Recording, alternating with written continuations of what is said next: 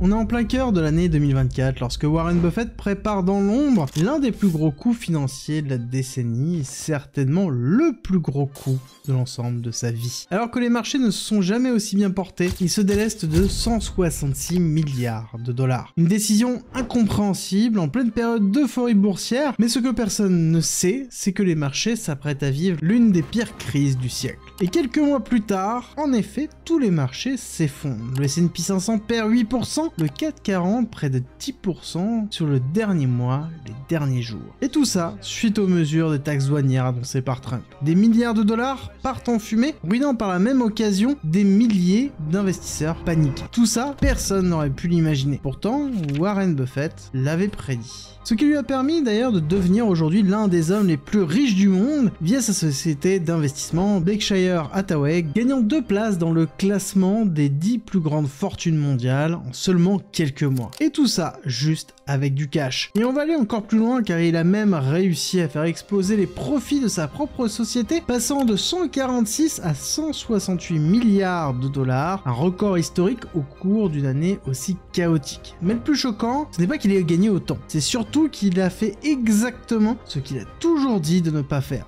vendre. Trahissant par là l'un de ses préceptes les plus importants. Alors comment a-t-il pu réussir ce tour de force? Et surtout comment a-t-il pu prédire ce crash avant tout le monde? Warren Buffett aurait-il été de mèche avec Trump? Vous allez voir que cette affaire est une mine d'or pour apprendre à sécuriser son patrimoine et trouver des opportunités d'investissement rentables. Et pour y répondre, il faut qu'on revienne quelques mois en arrière. Pour comprendre comment Warren Buffett a pu anticiper la situation, il faut d'abord qu'on revienne sur sa philosophie d'investissement. Bon, je vous apprends rien, Buffett est connu pour être un investisseur long terme, le plus grand investisseur long terme d'ailleurs. Il n'en est pas à son premier coup d'essai le coquin, car en 2001 par exemple, il avait mis en garde contre la bulle internet, estimant que les valorisations étaient complètement déconnectées des réalités économiques. Étonnant à une époque où tout le monde commençait d'ailleurs à se connecter à internet. Quelques mois plus tard, en effet, la bulle éclaté et rebelote en 2008 quand il avait anticipé la crise des subprimes quelques mois avant qu'elle vienne mettre une baffe au monde entier. Bref, si la bourse était Mike Tyson, Warren Buffett serait le seul boxeur qu'il ne pourrait pas mettre KO. Mais revenons à sa philosophie d'investissement. Et comme il l'a déjà dit, j'investis dans des entreprises tellement merveilleuses qu'elles peuvent être gérées par un idiot, car tôt ou tard, ça arrivera. Investissant dans des entreprises simples à comprendre et simples à gérer. Si l'activité d'une entreprise est trop complexe, restez à l'écart. L'homme d'affaires a toujours prôné l'achat d'entreprises solides, à prix raisonnable, et le fait de détenir ses actions le plus longtemps possible. Et on l'a vu avec Apple, qu'il avait acheté en 2016. On l'a vu aussi avec Coca-Cola, qu'il avait acquis en 1987. D'ailleurs, au passage, il boit 5 canettes par jour. Et oui, de Coca, de quoi chambouler tous les coachs en développement personnel que l'on voit en ce moment fleurir sur Internet, qui jurent d'ailleurs que pour être riche, il faut éviter le soda et faire des pompes tous les jours. Sacré Buffett. Bon, revenons-en à nos exemples, parce qu'il y a aussi la marque de rasoir Gillette qu'il avait acheté à la fin des années 80.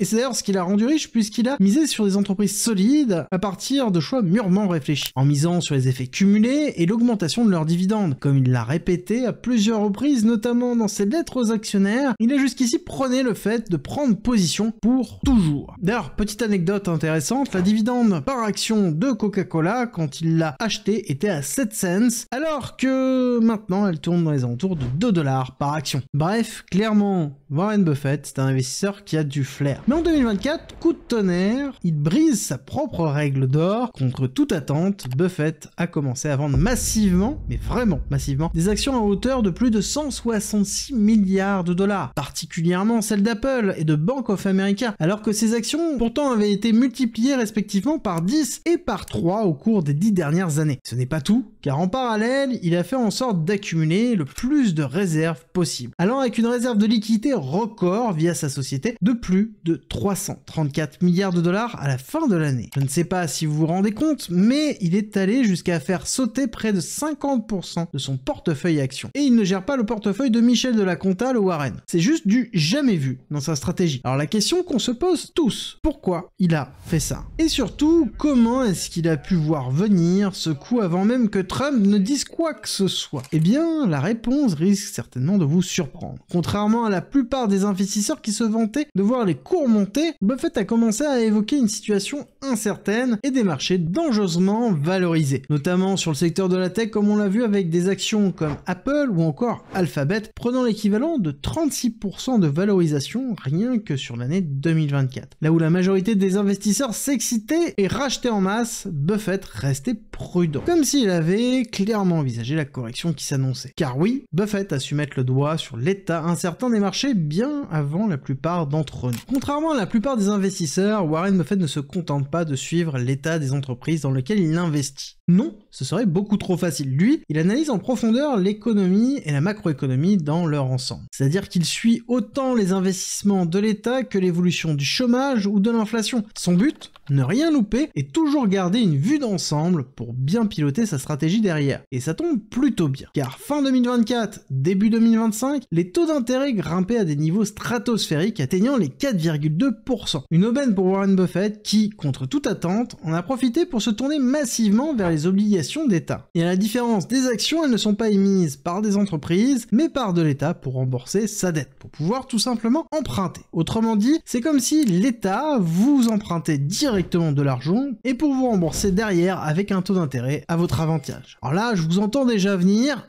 les obligations, alors qu'il a passé sa vie à prôner les actions. D'accord avec vous, est-ce que le coca ne lui serait pas monté directement à la tête? Ou aurait-il eu des informations peut-être secrètes par rapport à la politique de Trump? Des insides. En réalité, il avait certainement senti les risques de la politique du président bien avant la majorité des investisseurs. Dans sa mythique lettre des actionnaires, il s'adressait déjà à Trump, lui demandant de dépenser avec sagesse l'argent du pays, remettant l'accent d'ailleurs sur le fait que le premier rôle de l'homme d'État est surtout de maintenir un dollar stable. N'oublie jamais que nous avons besoin que tu maintiennes une devise stable, et que ceci nécessite de la sagesse et de la vigilance de ta part. Et pas d'aller jouer au golf en plein crash boursier. Faut croire qu'il avait senti que Trump allait certainement déraper un peu, beaucoup. The greatest, I'm really rich. Beaucoup. Alors en acquérant 234 milliards de dollars en bons du trésor américain, oui, vous m'avez bien compris, plus que la réserve fédérale elle-même, je sais, c'est délirant, mais c'est Buffett. Et Buffett a fait le choix d'ailleurs de la sûreté et de la rentabilité. Et là où tous les investisseurs se ruaient dans la tech, je pense que c'était très malin, surtout quand on a vu l'état des cours. Car les bons au trésor sont soutenus par la solvabilité du gouvernement américain, qui reste l'une des économies les plus solides au monde, malgré les crises à répétition qu'on a pu connaître. Donc le risque de défaut est quasiment nul, puisque l'État peut toujours augmenter les impôts ou tout simplement allumer l'imprimante à billets, créer de la monnaie pour honorer tout simplement ses engagements. À ce stade, on peut bien profiter de la planche à billets, vous ne pensez pas. En gros, pour faire simple, dans un contexte de grande incertitude comme on l'a vu ces dernières semaines, les obligations d'État offrent un des meilleurs rapports rendement-risque que la plupart des actions. Parce que comme on l'a vu, les actions ont bien chuté, pendant que les bons au trésor, eux, ont continué de rapporter leurs intérêts. Un arbitrage malin de la part de notre cher Warren, vous ne trouvez pas. Si c'est possible, c'est justement parce que Warren avait su voir ce que personne n'avait vu avant lui. Je pense notamment au fait qu'il a vu l'interconnexion entre l'augmentation des taux élevés, la difficulté de financement de certaines entreprises et derrière les valorisations qui n'ont pas arrêté d'exploser au fil du temps, grâce principalement à l'arrivée de l'argent post-Covid imprimé à foison et à côté l'avènement de la technologie liée et amenée par ChatGPT. Clairement, là où tout le monde était euphorique, certains commençaient à tirer la sonnette d'alarme, mais malheureusement c'était souvent les alarmistes habituels dont peu de personnes ont écouté, sauf Warren. En somme, il a vu tout ce qu'il faut pour alimenter une bulle prête à exploser. Maintenant, est-ce qu'on peut caractériser ça actuellement comme étant une bulle? Là est la véritable question. Et pour moi, la pépite dans tout ça, c'est encore et toujours la fameuse lettre de Buffett à ses actionnaires publiée en février 2025. Je sais, vous n'avez pas pris le temps de la lire, mais nous, oui. Et devinez quelle est l'obsession numéro 1 de Warren Buffett.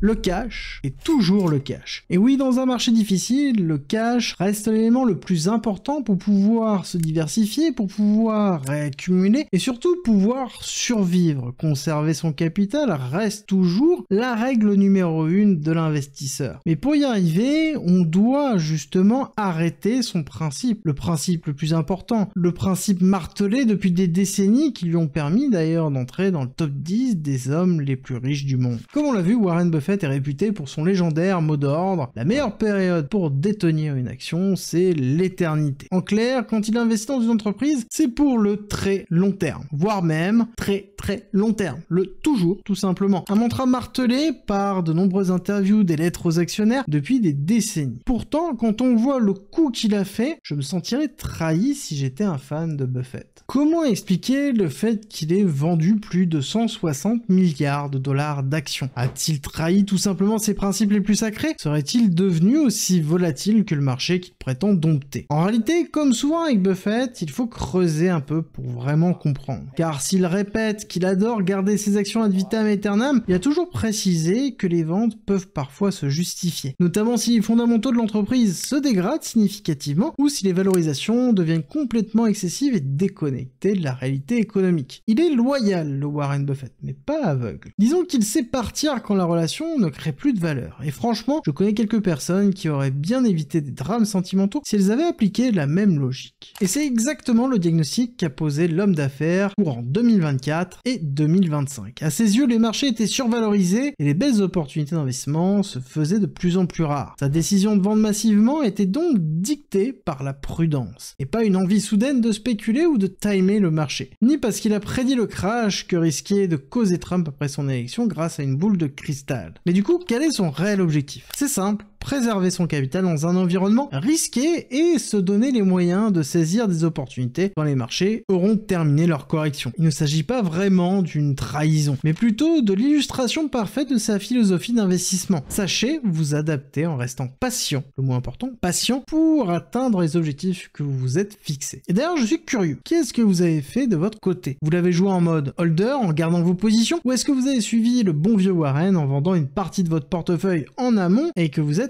sur un paquet de cash ou tout simplement vous êtes en train d'acheter une magnifique correction comme on la voit actuellement? Dites-moi tout en commentaire et puis soyons honnêtes, qui n'aurait pas fait pareil à sa place? Qui aurait gardé ses actions en sachant ce qu'il savait? C'est ça aussi être un bon investisseur, savoir s'adapter. D'ailleurs, comme vous allez le voir, cette approche va bien au-delà des 22 milliards qu'il a généré pendant que les investisseurs voyaient leur patrimoine s'effondrer. Parce que oui, pendant que le S&P 500 voyait sa valeur baisser de plus de 8% depuis ces derniers mois, Warren Buffett se frottait les mains bien fort en sirotant certainement un coca. Et certaines sources disent qu'il aurait même sorti le champagne pour le coup, une véritable première. Parce qu'après avoir vendu en masse et misé une grosse partie sur les bons au trésor américain, il a pu faire monter son profit de plus de 168 milliards de dollars en l'espace de seulement 4 mois. Et d'ailleurs, qui parmi nous peut se vanter réellement d'une telle performance? Parce que je pense qu'on est nombreux à avoir pris une grosse claque depuis le début de l'année. Mais du coup, une question reste en suspens pour nous autres investisseurs. Comment ce vieil accro au coca a-t-il pu traverser la tempête comme un jeune surfeur charismatique? Pour moi, la réponse tient en 3 points. Déjà, Buffett a la capacité légendaire de garder la tête froide quand tous les autres cèdent à la panique, et c'est quasiment un super pouvoir chez lui. Grâce à ça, il sait prendre énormément de recul, ce qui lui permet d'identifier des bonnes décisions. Ensuite, Buffett a une expérience inégalée en matière de gestion de crise. En même temps, on parle de quelqu'un qui a investi depuis plus de 80 ans. Il a survécu au crash de 1987, il a survécu à la bulle internet au début des années 2000, et il a aussi su se remettre de la crise de 2008. Même la pandémie de 2020 n'a pas eu raison de lui. Faut croire que chaque crise l'a rendu plus fort encore, puisqu'il s'est enrichi tout au long de toutes ces périodes. Alors clairement, ce n'est pas une vulgaire histoire de taxe douanière qui allait le mettre dans le mal. Et enfin, pour moi, c'est là le plus intéressant. Buffett a accumulé un matelas de sécurité de plus de 300 milliards de dollars. Ce qui lui a donc permis de saisir de belles opportunités, comme par exemple les entreprises japonaises aux fondamentaux solides dans le secteur des matières premières et des énergies, quand le commun des mortels, lui à côté, vendait à tout va. Et comme il le dit lui-même, c'est quand la marée se retire qu'on voit ceux qui se baignent tout nus. Au moins maintenant, on est sûr que lui avait bien gardé son maillot. Mais bien évidemment, on ne va pas s'arrêter là. Et d'ailleurs, désolé de vous le dire, mais je vous ai menti. Car Warren Buffett n'a pas prédit la crise. Il n'a pas non plus été de mèche avec Trump ou monté quelques conspirations que ce soit. Pour le coup, je dirais qu'il a surtout su analyser finement les montagnes de données macroéconomiques avec beaucoup de rigueur. Un travail de titan qui demande une expertise unique. C'est en analysant des indicateurs comme l'évolution des taux d'intérêt, l'inflation ou encore la valorisation des grosses entreprises qu'il a su repérer les signes inquiétants et surtout qu'il a été capable d'agir. Parce qu'être capable de mettre en place une stratégie, c'est une chose, mais par contre, passer à l'action au moment opportun, c'est encore autre chose. Alors certes, il n'a pas prononcé le mot crash, mais cette décision, celle de vendre massivement pour accumuler le plus de cash possible, ont parlé à sa place. Beaucoup ironisent en disant que Buffett avait surtout eu de la chance car il a investi tôt. Pour moi, ça va beaucoup plus loin. Rien de nouveau. Il y a ceux qui critiquent et ceux qui travaillent dur pour aller là où ils veulent aller. Et avec le recul, son parcours de 2025 a prouvé une chose. Même à 94 ans, il reste le meilleur. Car il garde en tête une maxime qu'on a tous tendance à oublier. Cash is king. L'argent est roi. La liquidité est une arme pour les investisseurs intelligents et encore plus dans les crises, puisqu'elle permet d'une part de ne pas céder à la panique, et d'autre part de se positionner lorsque les belles opportunités pointent le bout de leur nez. D'ailleurs, au vu des événements récents et des signaux contradictoires sur les marchés, une chose est sûre, on va avoir besoin d'un maximum de clairvoyance au cours des mois qui viennent. Les marchés pourraient encore nous faire quelques surprises, et si vous voulez protéger votre patrimoine, vous devez être préparé. Et c'est pour ça qu'avec mon équipe, on vous a préparé une vidéo entière à ce sujet-là, vous pouvez y accéder en cliquant juste ici. Et surtout, n'oubliez pas, abonnez-vous, car ici on ne subit pas le monde. À l'image de Buffett, on le comprend et on le construit ensemble.